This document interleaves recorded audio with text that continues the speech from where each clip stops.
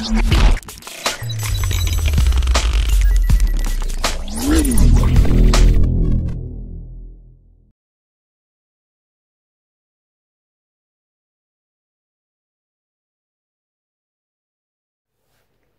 à tous, on se rejoint aujourd'hui pour une nouvelle vidéo de test avec aujourd'hui le Motorola One Vision. Donc ce Motorola One Vision qui m'a été prêté par le Café du Geek. Comme vous avez pu le voir, je l'ai dit dans le déballage, donc un nouveau partenariat avec le Café du Geek qui me permettra d'avoir beaucoup de produits que je n'aurais pu avoir normalement en temps normal et ça c'est plutôt pas mal. Normalement le Samsung A80 arrive, suivi du Xperia 10, Xperia 1, enfin pas mal de téléphones qui vont arriver. Donc merci à eux, donc je vous mettrai tous les réseaux sociaux qui ont rapport avec eux. Donc le Café du Geek c'est un média high-tech avec pas mal de bénévoles qui nous sortent pas mal de tests aussi. Donc du coup, allez voir et abonnez-vous. Pas de souci là-dessus. Allez, on passe directement au test du Motorola One Vision. Si tu aimes nos vidéos, tu peux mettre un petit pouce bleu, tu peux t'abonner et activer la cloche pour ne rater des futures vidéos. Et si tu veux nous soutenir un peu plus, tu peux aller sur une page Tipeee. Donc Tipeee, c'est une plateforme de financement participatif pour soutenir les gens comme nous qui font des vidéos. Tu nous fais un petit don, c'est pas grand chose, mais petit à petit, bien, ça nous permet à la fin du mois de pouvoir investir dans des produits. Et en même temps, tipeur, en plus de ça, tu as des avantages que d'autres n'ont pas. Tu pourras acheter en priorité, d'avoir la priorité sur les téléphones et les accessoires de tout ce que l'on teste, à prix préférentiel bien sûr, ainsi que d'autres petits avantages, et ça c'est plutôt pas mal. Si vous voulez, je mettrai des liens d'achat en dessous de la vidéo, ça peut toujours servir, ça peut toujours être bien et bénéfique pour nous. Ce Motorola One Vision qui est un téléphone un peu à part, qui ressemble au Xperia qui est sorti, donc il est en format vachement allongé, en format 21/9. Donc c'est un format qui n'est pas commun, qui a niveau prise en main, voilà, et on peut pas, bon, niveau largeur du téléphone ça va, mais c'est niveau hauteur que ça va peut-être poser problème pour certains. Donc un téléphone avec un écran percé mais assez gros, on verra ça tout à l'heure. Donc niveau dimension, on a du 71,2 sur 160,1 de haut, il est très haut, sur 8,7 mm d'épaisseur pour un poids de 181 grammes. Il existe en deux couleurs, en marron et en bleu, il est fait d'alliage d'aluminium et de verre. Il est certifié IP52, donc c'est aux gouttes d'eau et à la poussière. Un écran de type IPS à l'avant en 6,3 pouces, en 2520 x 1080 pour la définition, et l'écran prend 81,6% de la surface totale du téléphone. Je vous l'ai dit, c'est un écran 21/9, ce qui pourrait être pas mal pour regarder des films. À l'avant, donc dans l'écran percé, on aura un appareil photo de 25 mégapixels en ouverture 2.2 avec une reconnaissance faciale intégrée, comme tout maintenant les téléphones de maintenant, voilà. Et en plus, elle est plutôt rapide et elle marche plutôt pas mal. Vous avez vu, les bordures, c'est pas des plus fins. C'est pas de ce qui se fait le plus fin actuellement. On aura le haut-parleur qui se trouve ici. Bordure assez large. En bas, ça va à peu près. Le port type C. Le haut-parleur se trouve ici. Côté gauche, on aura, comme d'habitude, le tiroir SIM qu'on va ouvrir de suite. Alors, on aura double nano SIM ou carte SD. Et nano SIM avec une puce Bouygues cette fois-ci pour le test. Bouton power, bouton plus ou moins de très bonne facture et le port jack n'a pas été sacrifié, donc il y a bien le port jack. Donc là c'est le modèle marron qui a un peu du mal à être filmé par mon téléphone. On aura à l'arrière un double appareil photo, alors un Samsung ouverture 1.7 en 48 mégapixels associé à un deuxième 5 mégapixels ouvert 2.2, pas de troisième objectif comme c'est la mode actuellement avec le grand angle, le double flash LED et il y a la stabilisation optique et la stabilisation numérique. Le tout est animé par un Samsung, un processeur de chez Samsung, ce qui est assez rare, un Exynos 9609 associé à un Mali G72 pour la partie graphique. Il existe en 4 Go de RAM et 128 Go de mémoire interne.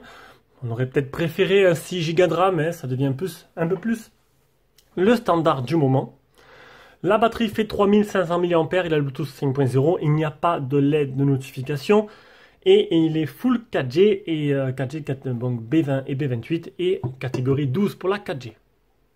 On passe à l'écran, donc un écran de 10 touches en, alors je voulais dire résolution en 6,3 pouces, mais 21/9, ce qui donne ceci, ce qui donne que toutes les applications ne sont pas toutes adaptées. Et ça c'est bien dommage à ce genre d'écran, donc du coup on aura des bandes noires comme sur YouTube, vous pouvez les voir sur le côté. Ça va, certaines applications ne sont pas adaptées, donc petit à petit ça sera mis à jour. c'est pas trop dérangeant. Sinon, on ira voir niveau réactivité et fluidité de l'écran. Là-dessus, il n'y a pas de souci. Il n'a pas été protégé par un film en plus. Et en plus de ça, il n'y a pas de protection supplémentaire anti-rayures. Enfin, c'est pas dit, c'est pas donné. Peut-être qu'il y en a, mais ça n'a pas été précisé. On va revenir sur l'écran. L'écran, j'ai oublié de vous préciser que la luminosité maximale de l'écran est pas extraordinaire. Là, je suis à fond, tout simplement. Là, je suis vraiment à fond. On peut même voir que j'ai bien désactivé la luminosité automatique et j'ai trouvé que, franchement, eh ben, c'était pas top. Donc, je suis bien à fond. L'adaptation de luminosité est bien désactivée. Et ben voilà, c'est pas assez fort. Donc, en plein soleil, vous risquez de pas voir grand chose. Voilà. Et contrairement au Galaxy A60 que j'avais durant cette semaine, ben voilà, la luminosité matinale n'est pas assez puissante.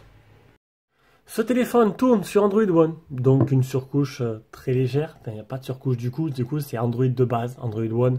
Donc le volet notification à gauche, tout se passera sur l'écran. Il n'y a pas de tiroir d'application, donc c'est assez fluide, c'est assez réactif, là-dessus il n'y a pas de problème. C'est Android en version 9 et je viens d'avoir la dernière mise à jour de sécurité de ce mois-ci. Pour l'état des capteurs, on aura l'accéléromètre, le gyroscope, le champ magnétique, la boussole, le capteur de lumière qui marche plutôt correctement et le capteur de proximité. Et bien sûr, on a à l'arrière un capteur d'empreinte logoté Motorola qui est des plus rapides. Voilà, là-dessus, il n'y a pas de souci. On va passer directement en capture d'écran. Le PC Mark c'est 1937, les Geekbench, vous avez vu, même les captures d'écran ne sont pas en full screen. Comme quoi, ce format-là n'est pas vraiment adapté pour l'instant. Deuxième Geekbench, troisième Geekbench batterie. Certifié L1, ça veut dire que toutes les applications de streaming, Amazon, Netflix, etc. seront en HD, là c'est plutôt pas mal. 142 990 selon Toutou, c'est dans le moyen de gamme, hein, c'est pas extraordinaire, 10 touches. Le test de stress, 40 degrés, presque 39 degrés. C'est un téléphone qui a tendance à chauffer quand il est vraiment pas mal utilisé. Le GPS test, 4 mètres de marge, 16 satellites fixés sur 21. Il n'a pas de malware qui infecte la ROM. Ah, un petit souci de compatibilité, vous avez vu? Voilà, avec Studio, l'application Studio. L'application que des youtubeurs, qui ne marche pas, tout simplement, qui ne veut pas se lancer sur ce téléphone. L'éclairage nocturne, on va passer donc du coup aux petites options de la ROM. L'éclairage nocturne, ça va être très simple, un thème, ou clair ou foncé, ou automatique en fonction du fond d'écran. Le Dolby Audio, donc ça c'est un petit plus plutôt sympa, avec un equalizer. Les gestes Motorola, donc capture rapide, lente express, navigation un doigt, capture d'écran 3 doigts, écran aperçu, écran attentif, il reste allumé lorsque vous le regardez. Et on arrive au test d'autonomie. Alors j'ai utilisé 80% en 13h03, 3h08 sur le téléphone, écran allumé, 2 minutes d'appel seulement. Je rappelle, j'étais en itinérance, donc du coup j'ai utilisé 24% d'autonomie que pour le réseau. Alors que d'habitude on est aux alentours de 6 à 7%, donc du coup je serais pu dire la 80, on va dire on va réduire de 10%, peut-être aller 70% utilisé en 13 heures, ce qui est plutôt énorme quand même pour une batterie 3500 mAh. Je m'attendais peut-être à mieux. Et donc voilà, donc la vie de la batterie, ce sera 1 jour et demi, pas plus. Voilà. Allez, on atterrit sur PUBG qui tourne en performance maximale.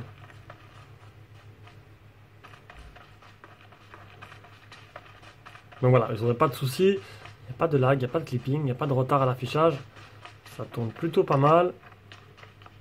Et ce sera jouable tranquillement. Allez, on passe à la partie photo. Donc déjà, j'ai pu voir, j'ai oublié de le préciser, je reviens souvent en arrière, dans PUBG, vous avez pu voir que l'écran était tronqué. Donc comme quoi, voilà, c'est dommage, les applications ne sont pas encore compatibles avec ce genre de téléphone. Ça, c'est vraiment dommage. On peut pas faire un peu, voilà, c'est comme ça. Ils ont voulu faire un 21e, il assume. Donc on passe à la partie photo. Une partie photo qui a été vraiment soignée. Voilà, donc je vous l'ai dit, un appareil photo 48 mégapixels associé à un deuxième de 5 mégapixels, pas de troisième pour faire le grand angle. Mais vous allez voir des photos plutôt jolies, plutôt belles. Hein. Et là-dessus, même en mode vidéo, avec un mode nuit, tout, plutôt sympa, vous allez voir. Alors mode HDR, mode flash, retardateur, automatique. Hop, ça c'est mode auto ou manuel. Après on a en bas mode vidéo ou photo. Ici on a le mode portrait, découpage, filtre couleur, vision de nuit, cinémagraphe, panorama, filtre en direct, YouTube en direct, accéléré, ralenti. Je vous ai fait un ralenti, je vous ai pas fait un accéléré, et on va mettre les paramètres maintenant. Tac, format de la photo, donc là il y a pas mal de formats, vu le téléphone c'est un peu normal, donc on a du 4 tiers, du 16 neuvième, du 21 neuvième, encore du 21 neuvième, du 4 tiers, 16 neuvième, à chaque fois en résolution différente. Et oui, il faut s'y retrouver. Donc moi j'ai pris les photos en 16 neuvième, j'ai pas pris les photos en plein écran, puisque du coup sur YouTube ça risque de poser problème pour l'afficher, si on appelé sur Filmora. Et la taille de la vidéo, donc j'ai pas filmé en 4K, j'ai filmé en Full HD 30 fps, qui est pour moi le meilleur mode par rapport aux autres. Voilà. Allez, on passe maintenant à toutes les photos que j'ai prises, et on revient juste après pour faire un petit bilan.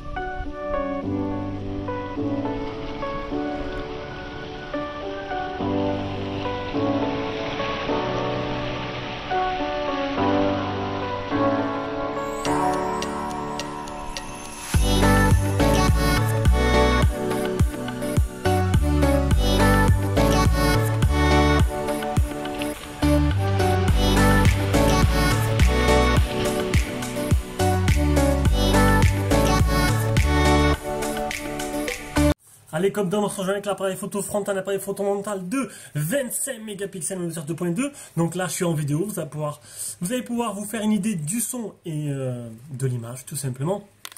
Donc, que dire de cet appareil photo? Eh bien, moi, j'ai trouvé très bien. Très bon appareil photo. On avait pu voir un échantillon de jour, de nuit, le mode super nuit qui est plutôt pas mal, donc avant, après. Le mode ralenti, le mode portrait avec la selfie qui est aussi, je trouve, qui est plutôt bien foutu.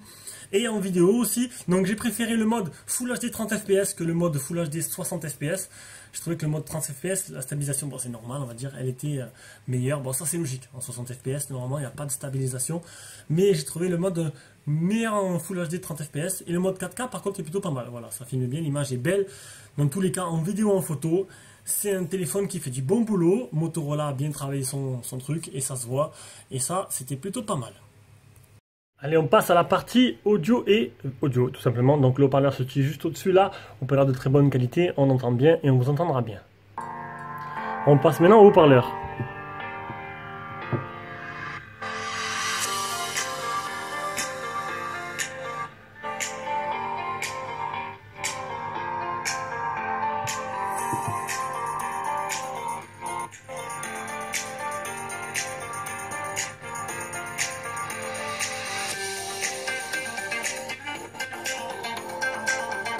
Haut-parleur de très bonne facture avec un bon son.